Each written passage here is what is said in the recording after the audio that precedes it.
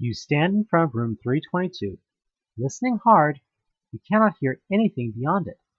There is no light spilling out from under the door as far as you can see. Tensing yourself to act quickly if necessary, you burst through the door. You quickly survey the room, and though nothing immediately assaults you, you are very much put off of your ease by what you do see. The room looks as familiar as Evelyn's room looked wrong. You're positive you've been in this exact room before.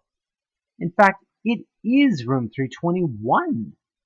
You see the chained up windows at the back, even the broken shoe heel you left on the floor. Once again, you have become entirely fed up with your ridiculous circumstances. Lacking your smokes or anything seemingly useful outlet for your frustration, you shout obscenities into the unhearing, uncaring room. You grab your head and stomp your feet and wail like a spoiled little girl who is not getting her way.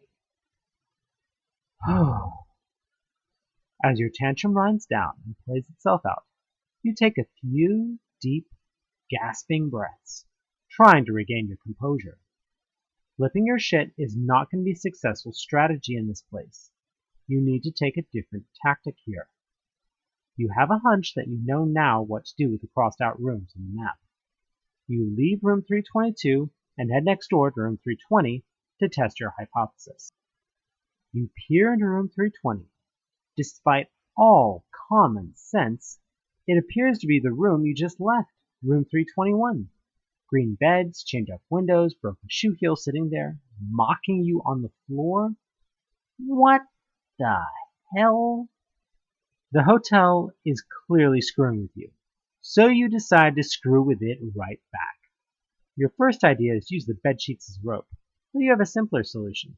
You drag the red thread out of your pocket. It had only been taking up space in your coat anyway.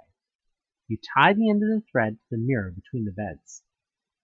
You hold the string and walk slowly out of the room, back into the hall. Peeking into the other room, you can already see the red thread there on the floor. You wonder what kind of flips physics will do when you walk back into room 322. You re-enter room 322. You don't even know how the string could have gotten that way. You're pretty sure someone is having a laugh at your expense. You remain unamused. Ah, fuck it. Just light the thread on fire. Burn it. Burn it all. That's the stubborn, angry urge that curses through you. And although you feel like this will go about as well as your last fiery foray, you fish the lighter out of your pocket and hold it up near your string. The thread catches fire. The slender thread cannot sustain the flame for more than a moment. The flame severs it and it dies to ash. The string drifts gently to the floor. You stare at the string-covered floor, feel like a child who has made a mess. Screwing with the physics of the room, while certainly interesting, probably isn't going to get you anywhere. You are so very ready to leave this stupid, confusing room. Before you do, however, you might as well try the key halves on the locked windows. You grab them from your pocket and march over the chained and boarded up area, trying not to get your feet tangled in the red string. You align the halves as closely as you can and jam them into the lock. You are stunned for a moment.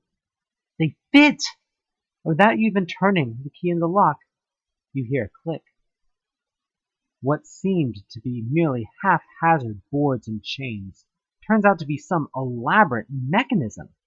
You stumble backwards as the windows unfold themselves and the chains fall limply down. You are temporarily blinded by the glowing red light that pours out from the windows. Blinking away the red spots in your eyes, you peer into the window. It shows you not the outside, but another room, dingy and disgusting. You stare inward to see Evelyn go leaping through the air, two pistols in his hands, firing at some hideous thing. Like three women bound together, tentacles lashing and flagellating madly. Scared speechless as you duck to avoid one of the tentacles, you realize that this is not a window at all.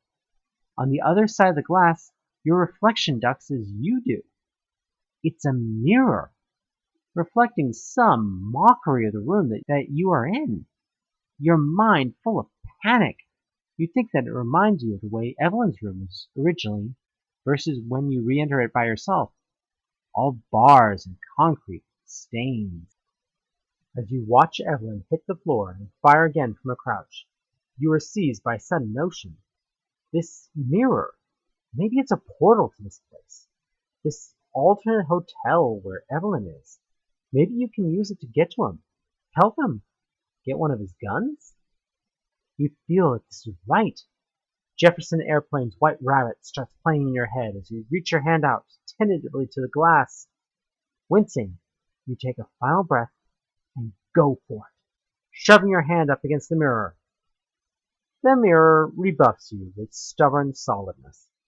No matter how you grope it, your hand will not go through. You're almost disappointed. You are frustrated with yourself for believing such a silly thing. The weird logic of this place. Why does it ever want to work for you?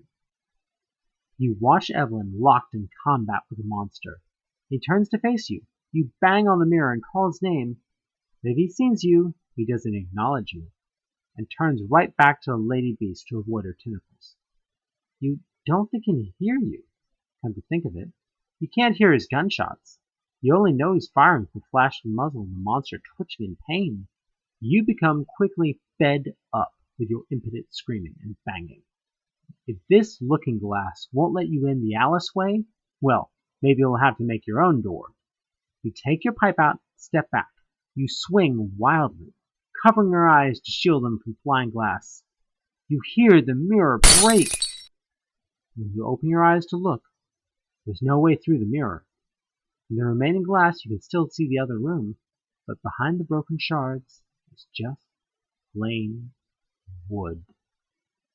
Though you were busy freaking out over the creepy mirror, something bright pink had caught your attention in your peripheral vision. Now, satisfied for the moment you can't do anything with the devil mirror, you turn your attention to it. It appears to be another copy of the third-floor hotel map, upon which someone has written what looks like the same pink lipstick you now carry. The message is unsubtle. Someone, you suspect the phone lady, doesn't want you here. There is an arrow drawn from room 319 to the elevator, and 4 large directional arrows, up, right, down. You suspect that all of the cigarettes in the world are not going to be enough to make up for this bullshit.